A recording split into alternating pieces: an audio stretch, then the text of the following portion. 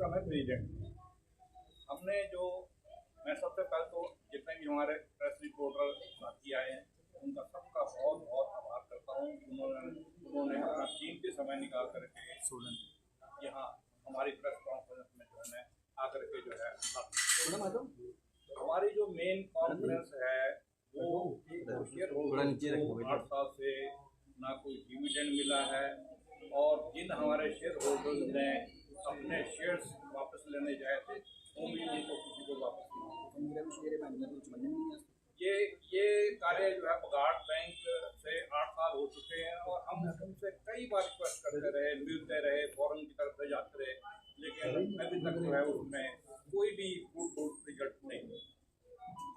अब जो main conference है आजकल आपने सुना ही है, सारे शहर में जो है 10,000 का खर्चा चला हुआ है और 10,000 से ज़्यादा अमाउंट किसी भी शेयर होल्डर का डिपॉजिटर का बाहर नहीं आ रहा है, जिससे लोगों में बहुत ज़्यादा लोग जो है बहुत ज़्यादा उससे दुखी हैं क्योंकि ये त्यौहार का सीजन भी आ रहा है, कईयों के घरों में शादी भी है।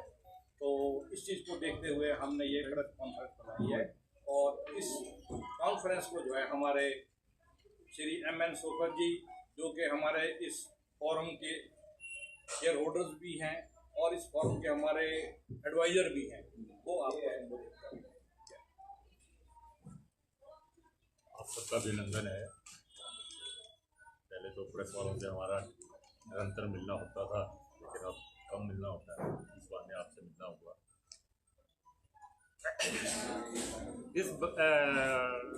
I am representing this Bhagat Bank shareholder forum. This forum was organized to protect the interest of the shareholders as well as the depositor of the bank. आप सब लोगों के संज्ञान में है कि ये बैंक की आज हालात क्या है। अब हमारी जानकारी के मुताबिक ये है कि भाई बहुत सी बातें आ रही हैं, लेकिन अब जो तत्कालीन जो जरूरत पड़ी हमें आपसे मिलने के लिए और अपना व्यू पॉइंट इस बैंक के शेयर होल्डर्स को, डिपॉजिटर्स को, अथॉरिटीज को, सरकार को बताने की जरूरत पड़ी। लेटेस्ट बात यह है कि रिजर्व बैंक ऑफ इंडिया ने इनके ऊपर और रिस्ट्रिक्शंस कड़ी कर दी।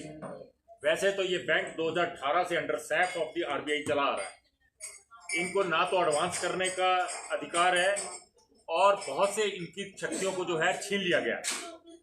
लेकिन अब जो मौजूदा नई डेवलपमेंट है उस डेवलपमेंट के अनुसार से अब कोई भी डिपॉजिटर भले उसके पास उसके 10 लाख जमा है या 15 लाख जमा है, he is eligible to withdraw only 10,000 rupees, जो आपके अच्छी बताते संज्ञान में। ये जो लेटेस्ट RBI की चिट्ठी आई है उसके बाद हमारे फोरम का ये मानना है,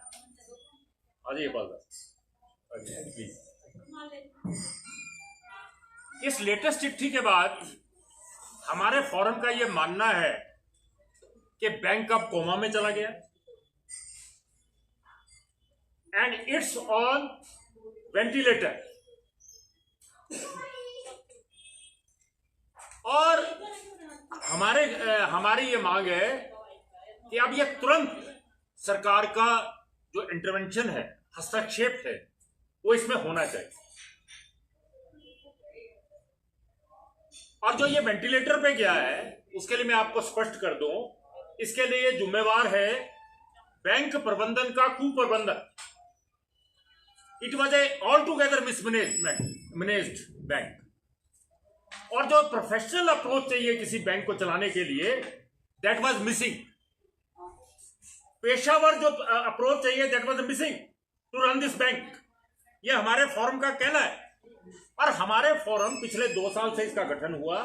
we are trying to pursue the authorities, RBI, registered cooperative bank as well as the management of this bank. हम उनका लगातार ध्यान आकर्षित कर रहे हैं कि जो आपके पैरामीटर्स हैं वो ऑल टुगेदर RBI की इंस्ट्रक्शंस और पैरामीटर के साथ मेल नहीं खाते। ये बैंक लिटिगेशन की और लिक्विडेशन की ओर बढ़ सकता है।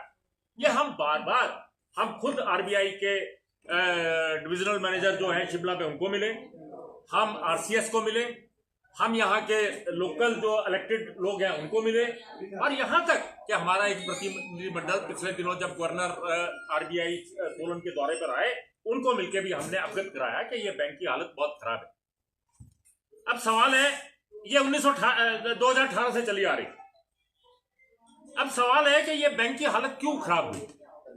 जो हमारी जानकारी है या जो हमारी विवेचना है या जो हमारे फोरम की विवेचना है, उसमें कारण ये है, जो तो एक तो बातें मैंने आपको बता दी कि इसकी प्रोफेशनल अप्रोच नहीं थी, ये कुप्रबंधन था, मिसमैनेज था, ये था।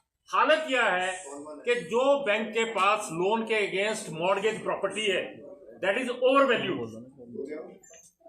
जो उसका बाजार भाव है उससे भी ज्यादा उसकी वैल्यू लगाई गई है। अब वैल्यूएटर्स के साथ मिलीभगत है लोनी की, या इसमें कोई और लैप्स है, उस पर मैं कमेंट नहीं कर सकता, लेकिन ये बात बिल्कुल ठीक है, ये बात विवेचना योग्य है कि वो ओवर वैल्यूड जो है मॉर्गेज है। इसलिए बैंक भी एक स्टेज पे आकर रिकवरी करने के लिए हेल्पलेस है।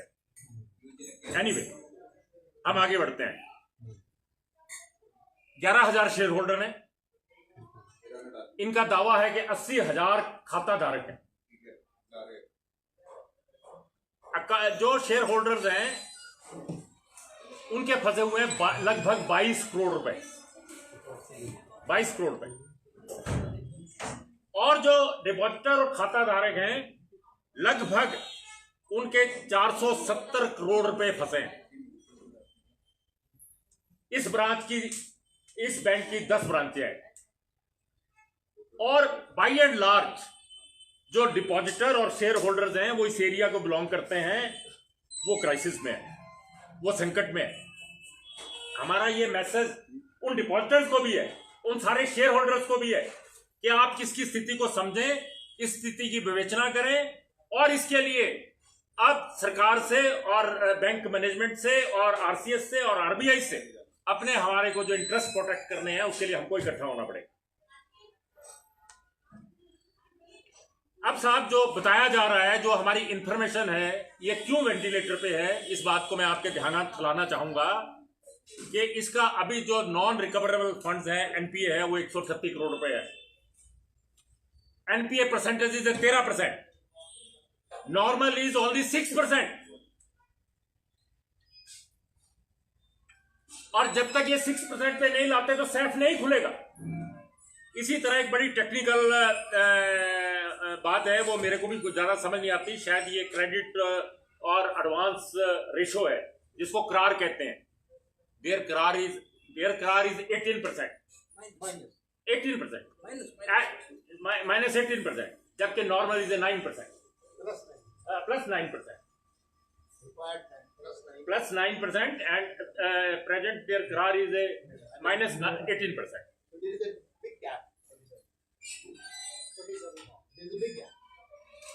और मैंने एक आपको बात बताई कि भाई ओवर वैल्यूड जो प्रॉपर्टीज है वो मॉर्गेज हो गई।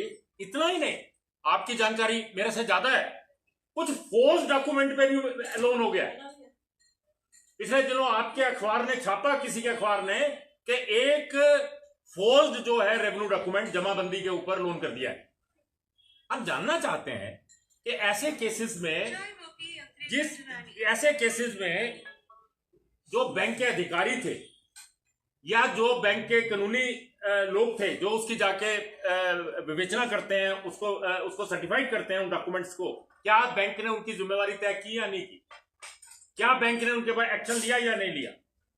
और एक बात मैं यह कहना चाहता हूं कि एक समय था कि यह बैंक बहुत वेल रिप्यूटेड बैंक था, और इस बैंक में जो यहाँ के लोगों को इमोशनल अटैचमेंट थी क्योंकि यह बघाट बैंक था, यहाँ की रियासत के नाम से बैंक था, और दूसरा इसका नेशनल बैंक के साथ कंपटीशन था, और दे वर डूइंग वेरी गुड।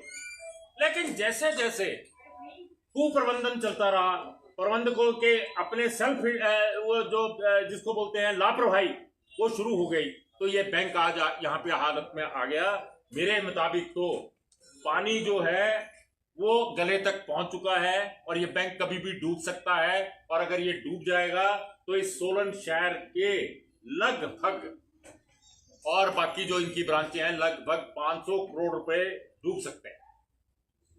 एक इसका प्रोटोकॉल है जो आपको पता है कि अब जो सरकार ने इस पर फैसला किया है कि कोई बैंक अगर लिक्विडेशन में जाता है तो मैक्सिमम टू 5 लाख रुपए उसके सिक्योर्ड है against the insurance guarantee scheme.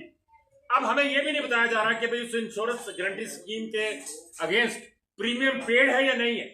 जो इंश्योरेंस का प्रीमियम पेड होना चाहिए था, it was a duty of the bank कि बैंक ने वो पे किया नहीं किया, अभी हमें वो भी नहीं पता। और जो हमारे जैसे, मैं भी उसमें एक विक्टिम शेयर होल्डर हूं, शेयर होल्डर का तो और भी इनसिक्योर पोजीशन है। एनीवे, हम आगे बढ़ते हैं।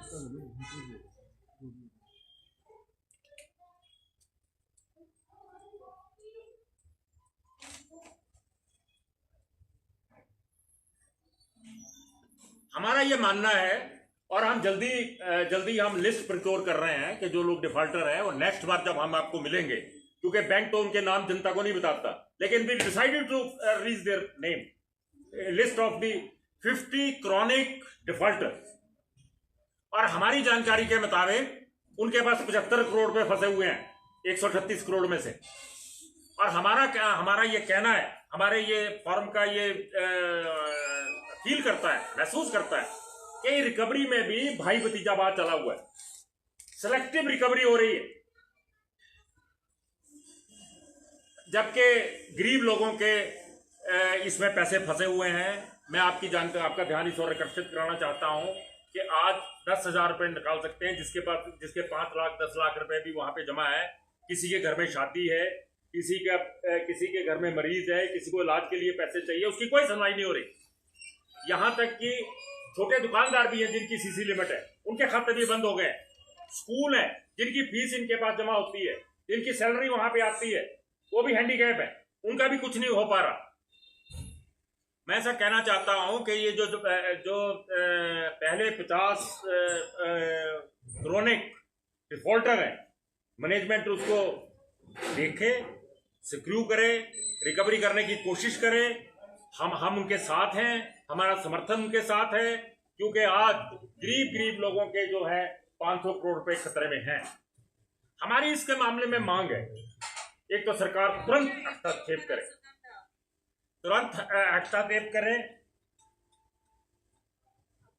तुरंत इसमें इंटरवेंशन करे, और सरकार इस प्रपोजल को एग्जामिन करे कि इस बैंक का किसी दूसरे बैंक, कोऑपरेटिव बैंक में मर्जर हो सके। इसमें बहुत से घपले हैं, बहुत से लोग रिस्पॉन्सिबल हैं बैंक को यहां पहुंचाने के लिए। उसके लिए हमारी सरकार से मांग है कि एक एसआईटी का गठन किया जाए और इसकी thorough civil angle and criminal angle से जांच की जाए। हमारी यह भी मांग है कि बैंक तुरंत ओवरड्यू जो एजीएम है उसकी मीटिंग करे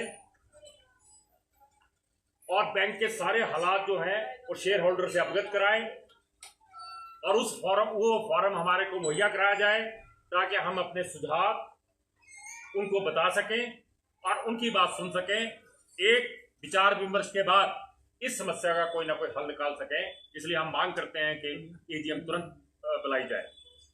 हमारा ये भी मांग है कि अगर इस लोकल बोर्ड ऑफ मैनेजमेंट की यही लचर वर्किंग रह गई तो सरकार या आरबीआई या आरसीआई तुरंत यहां पर एक कॉम्पिटेंट एडमिनिस्ट्रेटर को अपॉइंट करे, क्योंकि जो पॉलिटिकल बैंक रोड के इलेक्टेड डायरेक्टर्स और बोर्ड मैनेजमेंट है, उनकी कई लिमिटेशन हो सकती है रिकवरी करने के लिए। मैं उस पर कमेंट नहीं करना चाहता, मैं टिप्पणी नहीं करना चाहता उस पर, लेकिन हो सकती है। मैं एज ए इस बैकग्राउंड के मैं ये मानता हूं कि उनकी कुछ लिमिटेशंस हैं, इसलिए यहाँ पे एडमिनिस्ट्रेटर जो है तुरंत अपॉइंट किया जाए। हमारा ये भी सरकार से मांग है कि भाई सरकार इसके 50 करोड़ रुपए के शेयर खरीद ले तो ये बैंक जो है बेल आउट हो सकता है। और इसी प्रकार बेल आउट करने के लिए आपको मैं स्मरण कराना चाहता हूं कि बंबई में Punjab Maharashtra cooperative bank liquidation की ओर बढ़ रहा था। शेयर होल्डर्स के पैसे डूब रहे थे, डिपॉजिटर के पैसे डूब रहे थे। महाराष्ट्र गवर्नमेंट ने उनके शेयर में मनी डाली और उसको बेल आउट किया। इसी प्रकार तो आई एम नॉट श्योर, मुझे बताया गया है कि एक बार मंडी कोऑपरेटिव अर्बन बैंक भी लिक्विडेशन की ओर बढ़ रहा था और तत्कालीन मुख्यमंत्री वीरभद्र सिंह जी ने भी उसमें इंटरवेंशन करके उसको बेल आउट किया। उसी लाइंस पे, उसी आधार पर हम सरकार से मांग करते हैं कि भाई ये लिक्विडेशन के बाद यहाँ पे गरीब लोगों का पैसा इसमें मर जाएगा, तो सरकार तुरंत इसके लिए कोई ना कोई पैकेज लेके आए और इसको बेल आउट करने की कोशिश करे। अंतिम बात मैं आपसे कहना चाहता हूं, फिर आप जो मेरे से पूछना चाहेंगे यू आर मोस्ट वेलकम।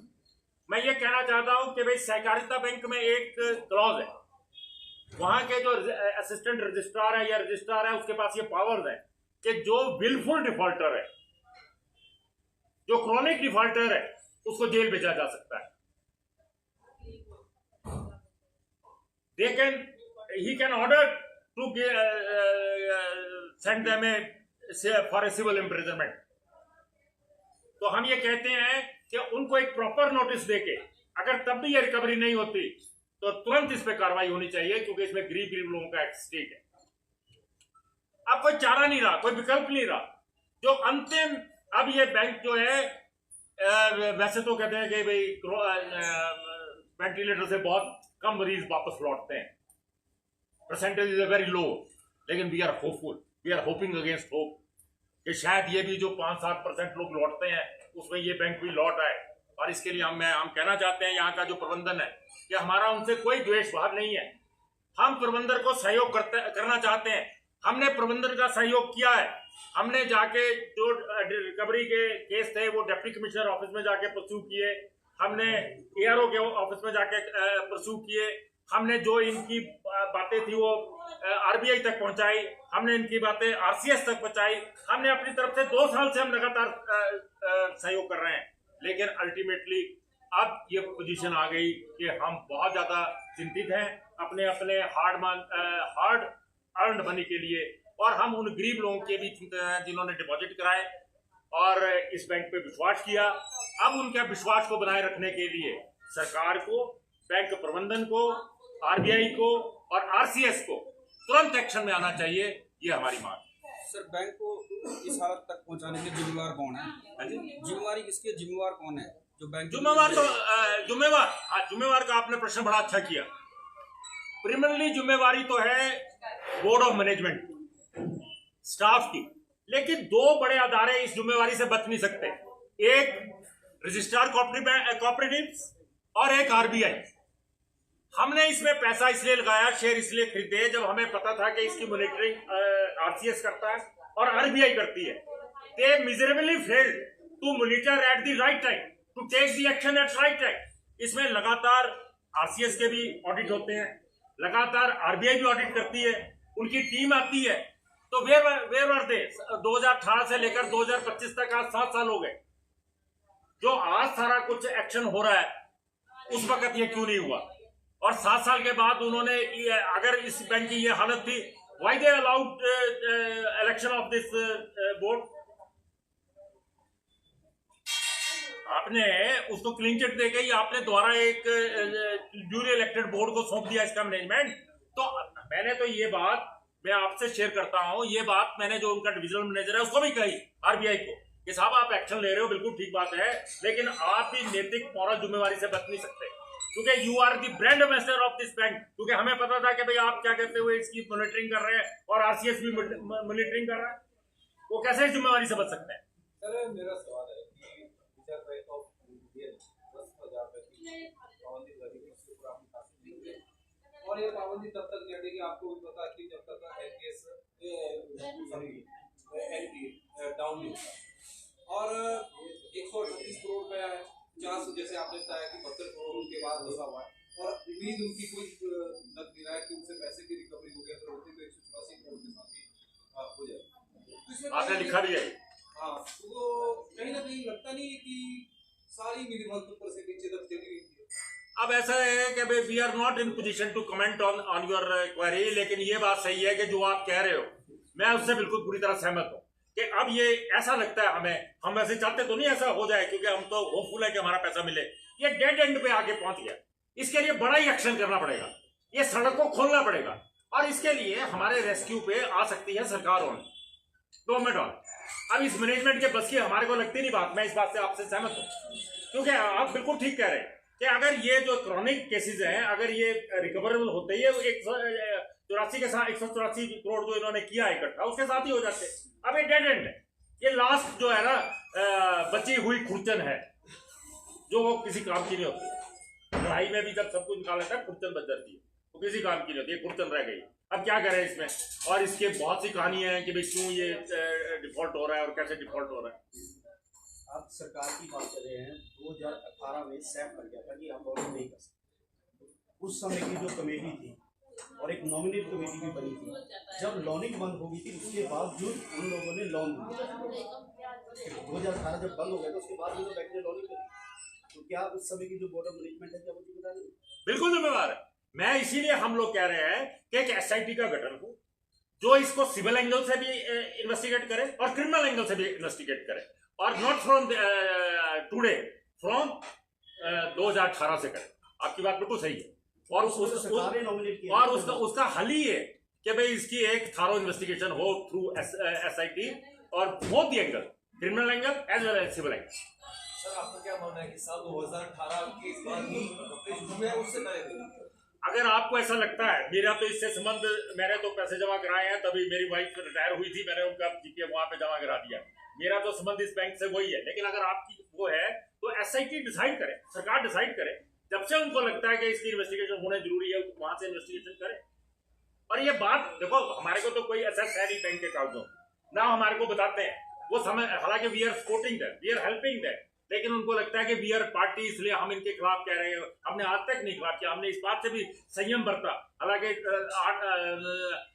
7 साल से हमारे को कुछ नहीं मिल रहा, हमने संयम बरता, हमने आप लोगों से भी मुलाकात करने की कोशिश नहीं की कि ताकि एक गलत मैसेज ना चला जाए और इसकी जो एक विश्वास है डिपॉजिटर का वो ना हिल जाए। इसलिए हमने रिस्ट्रेन बरता, हमने संयम बरता, हमने आपसे भी बात नहीं करी।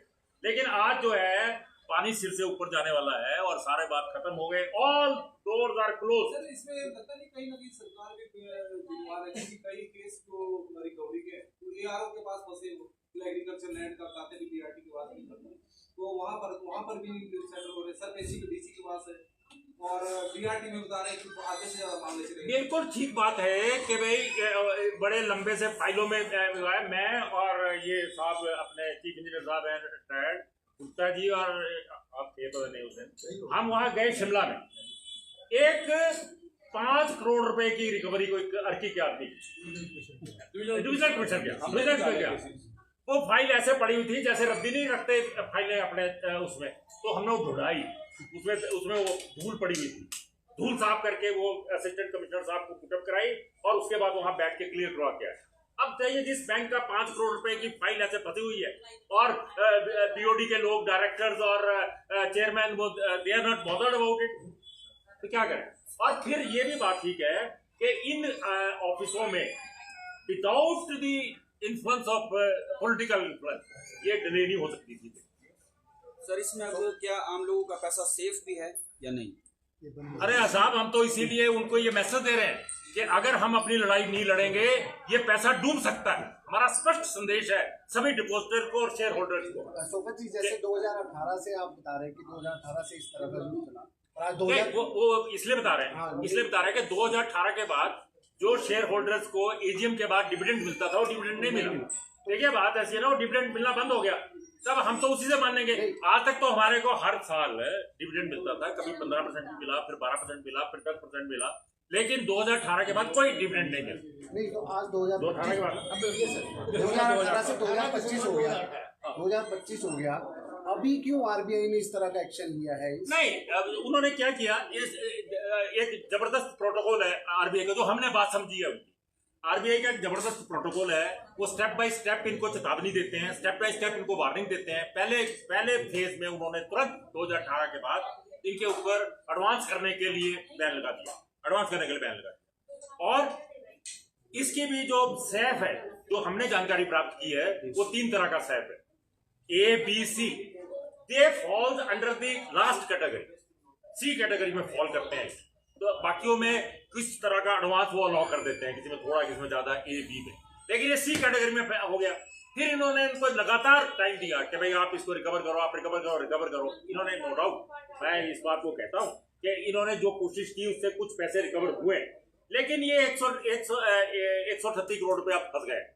138 करोड़ के फंसने के साथ ही डिपॉजिटर की और शेयर होल्डर्स का गला भी फंस गया। जी आपको ऐसा लगता है जैसे कि अब मार्केट में भी चर्चा है कि जहाँ पहले 380 करोड़ रुपए की समथिंग था, अब थोड़ा सा ही पैसा रहेगा, 137 करोड़ रुपए की मिल जाएगा। जब कुछ लोग आरबीआई के गवर्नर से मिले उसके बाद से ये स्थिति एकदम पैदा हुई, उससे पहले ऐसी स्थिति नहीं थी। देखिए अब क्या पब्लिक परसेप्शन है कुछ नहीं है, लेकिन वर्ड टू वर्ड जो मुझे बताई गई है मैं आपको बता देता हूँ कि भाई बड़ी मुश्किल से जब पता चला कि भाई आरबीआई के गवर्नर साहब यहाँ पे आ रहे हैं, तो हमने ये डिसाइड किया फॉरम ने कि हम उनको मिलते हैं और मिलकर हम उनको ये रिक्वेस्ट करते हैं कि साहब ये बैंक बिल्कुल बंद हो जाएगा। अगर डिपॉजिटर्स को इंटरेस्ट देना है और लोन का इंटरेस्ट आ नहीं रहा आपको, तो बैंक कैसे चलेगा? What is banking? बैंकिंग यही है कि कम इंटरेस्ट पे आप पैसा जमा करो लोगों का और ज्यादा इंटरेस्ट पे लोगों को लोन। This is banking. जब एक पार्ट आपने बंद किया हुआ है तो ये बैंक बिल्कुल लिक्विडेशन में चला जाएगा। इसलिए भी रिक्वेस्ट यू कि आप इसको खोल दो। What he said governor RBI, उसने कहा भाई हम खोल तो दें, ये फिर गलत लोन बांट दें, कौन इसका जिम्मेवार है? तो जो लोग उनको मिले उन्होंने कहा जी इसके लिए तो बैंक ही जिम्मेवार है। उन्होंने ये भी कहा कि अगर आपको उस बीओडी पर विश्वास नहीं है, आप अपना आर्बिट्रेटर लगा दो, अपना एडमिनिस्ट्रेटर लगा दो और एडमिनिस्ट्रेटर लगाओ और एक आप सिक्योर लोन तो कम से कम अलाउ करो, ये कहा। और उसके बाद ये चिट्ठी आ गई। अब ये कहने में क्या गलत है? और जो कुछ कहा वो लिख के कहा गया और ये आपके संज्ञान के लिए ये अनुमोदन किया। आप देखिए इसकी विवेचना करो इसमें क्या गलत लिखा है। तो ये वहां पर ये चिट्ठी उनको दी गई और उस चिट्ठी के बाद ये चिट्ठी आ गई। सर एक और बात है कि बैंक की जो भारत वो है 2095 तो बैंक का रिपोर्ट है, उसमें से 499 आपको तो 25% जो ऋणधारक डिफॉल्टर, पहली बार ऐसा देखने को मिला कि बैंक के 1/4 ऋणधारक को डिफॉल्ट। उसका कारण है पाल, उसका कारण ये है एक तो प्रॉपर डॉक्यूमेंटेशन नहीं, एक ओवर वैल्यू उनकी प्रॉपर्टी मॉर्गेज है, ठीक है। जबकि लॉ ये कहता है कि आप एग्जैक्ट तो नहीं मुझे पता, लेकिन मेरे हिसाब में मेरी जो कॉमन सेंस कहती है कम से कम डबल प्रॉपर्टी आपके पास मॉर्गेज होनी चाहिए। अगर आपने 10 लाख दिया है तो कम से कम 20 लाख की आपको प्रॉपर्टी मॉर्गेज होनी चाहिए। इनके पास तो कई प्रॉपर्टी 5 लाख की है। अच्छा फिर क्या होता है, आप तो बहुत जानकार हैं इस बात के। कभी भी जो नेशनलाइज बैंक है जल्दी मुश्तरका जमीन में जिसमें मुश्तरका आपका शेयर है उसको नहीं करता mortgage. They try to avoid it कि भाई मुश्तरका जमीन की कैसे करें।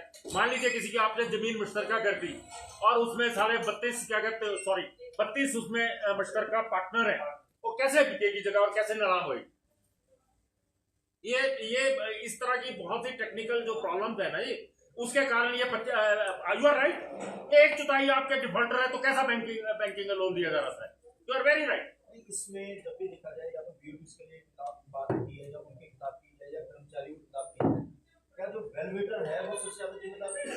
बिल्कुल जिम्मेवार है, लेकिन सर बात ऐसी है valuation is a one part. एक ने वैल्यूएशन दे दिया आपको कि जी मेरे मुताबिक वैल्यू ये हुई है, उसको स्क्रूटनाइज करना, उसका परीक्षण करना बैंक के अधिकारियों का काम है। अब ऐसा है कि आप नेशनल बैंक से आपने किसने लोन लिया मुझे नहीं पता, मैंने लिया है, उनको जो वैल्यूएशन करके मेरी प्रॉपर्टी बताई गई, इसके अलावा उन्होंने मार्केट से भी पता किया कि इसकी वैल्यू है या नहीं है। बैंक के अधिकारियों ने उसकी पर्सनल जिम्मेवारी होनी चाहिए। नंबर 2, कागज ठीक है या नहीं है, इसके लिए एक लीगल रिपोर्ट बनती है। एक इनका जो बैंक का एडवोकेट है वो जाता है, इट इज हिज ड्यूटी कि वो कागज ठीक होने चाहिए।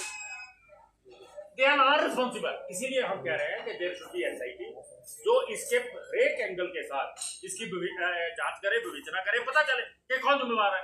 अब हम भी इतना वेगली किसी को जिम्मेवार ठहराने के लिए तैयार नहीं है। हम तो कह रहे हैं इसकी इंक्वायरी करो और पता करो कि कौन इसके लिए जिम्मेवार है। गड़बड़ तो दोनों ही।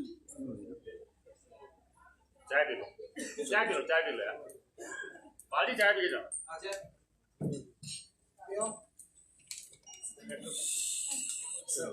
और फिक्र हमेशा मेरे साथ रहता है। भूषण ज्वेलर्स, अनमोल रिश्तों के लिए। आया ना मुंह में पानी आया ना। आपने मोमोज तो बहुत खाए होंगे, लेकिन वाह मोमोज के मोमोज नहीं खाए तो क्या ही खाया। टेस्ट की बात करूं तो जब मैं वीडियो बना रही थी ना तो मुंह में इतना पानी आ रहा था कि जल्दी से मोमोज मिले और मैं खाऊं। वाह मोमोज। कालका शिमला हाईवे पर एक ऐसी जगह जहां का खाना और स्वीट्स दोनों ही आजकल काफी वायरल हो रहे हैं। नाम है विनायकम, जहां आपको full course meals, bake delights and 70 से भी ज्यादा स्वीट्स की वैरायटीज एक ही छत के नीचे मिलती है। हमने यहाँ ट्राई किया कढ़ाई पनीर और दाल मखनी। टेस्ट बिल्कुल लाजवाब था, perfectly spiced and rich in flavours. सच में इस टेस्ट को मैं कभी भूल नहीं सकता। खाने के बाद हमने ली रसमलाई और भाई सच कहूँ तो इतनी सॉफ्ट और क्रीमी थी कि बस खाते ही मुंह से बाहर निकल गया। आप भी यहाँ की रसमलाई एक बार जरूर ट्राई करना। और जब पता चला कि यहाँ 70 से भी ज्यादा स्वीट्स की वैरायटीज मिलती हैं तो कैसे ना ट्राई करते। हर स्वीट में अलग ही स्वाद था, एकदम फ्रेश एंड फ्लेवरफुल। यहाँ इंडिया के हर कोने से कारीगर बुलाए गए हैं ताकि हर स्टेट की स्पेशलिटी आपको यहाँ मिल सके और टेस्ट में भी ऑथेंटिसिटी एंड क्वालिटी दोनों क्लियरली महसूस होती है। विनायकम स्वीट्स एंड रेस्टोरेंट आपको कालका शिमला हाईवे पर सोलन से थोड़ा आगे सोलोगड़ा में मिल जाएगा। अगर कभी शिमला जा रहे हो और कुछ अच्छा खाने का दिल करे तो इस जगह को बिल्कुल भी मिस मत करना।